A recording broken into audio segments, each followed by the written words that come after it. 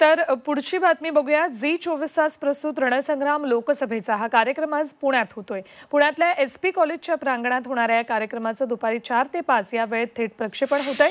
पुणे लोकसभा मतदारसंघातील सर्व प्रमुख पक्षांचे उमेदवार या कार्यक्रमात सहभागी होतील। शहराच्या सर्वांगीण विकासाच्या दृष्टिकोनातून आवश्यक उपाययोजनांची मांडणी ते करणार आहेत। त्याचप्रमाणे पुणेकर मतदारांच्या प्रश्नांना देखील ते यावेळी उत्तरं देणार आहेत।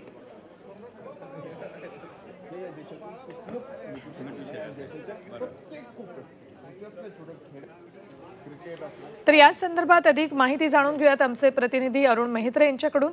अरुण, काँग्रेसचा शेवटच्या क्षणापर्यंत उमेदवार कोण असेल याचा घोळ सुरू होता, त्या तुलनेत युतीचा उमेदवार सगळ्याच बाबतीत तगडा दिसतो आहे। एकंदरीत त्या पार्श्वभूमीवर आजच्या कार्यक्रमापूर्वी नेमकं काय काय चित्र तुम्हाला पुण्यात दिसतंय?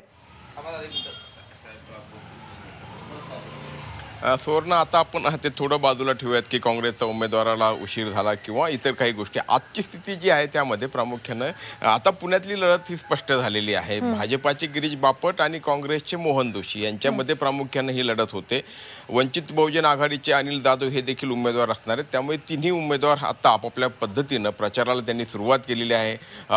भाजपनं आधीपासून प्रचारात आघाडी घेतलेली असली तरी आता म्हणजे गेल्या 2 दिवसांमध्ये ज्या गोष्टी घडल्या त्यात प्रामुख्याने राहुल गांधींचा पुण्यातल्या विद्यार्थ्यांसोबत झालेला संवाद असूयात किंवा काल शरद पवारांनी, राष्ट्रवादी काँग्रेसचे अध्यक्ष शरद पवार यांनी आघाडीच्या कार्यकर्त्यांना केलेलं मार्गदर्शन, या 2 गोष्टी महत्त्वाच्या आहेत। आणि प्रत्येक पक्ष गाफील राहून चालणार नाही, गृहीत धरून चालणार नाही, निवडणूक एकतर्फी आहे असं म्हणून चालणार नाही, तर आपल्याला कष्ट करावे लागतील आणि त्या दृष्टिकोनातून प्रचार करतायत।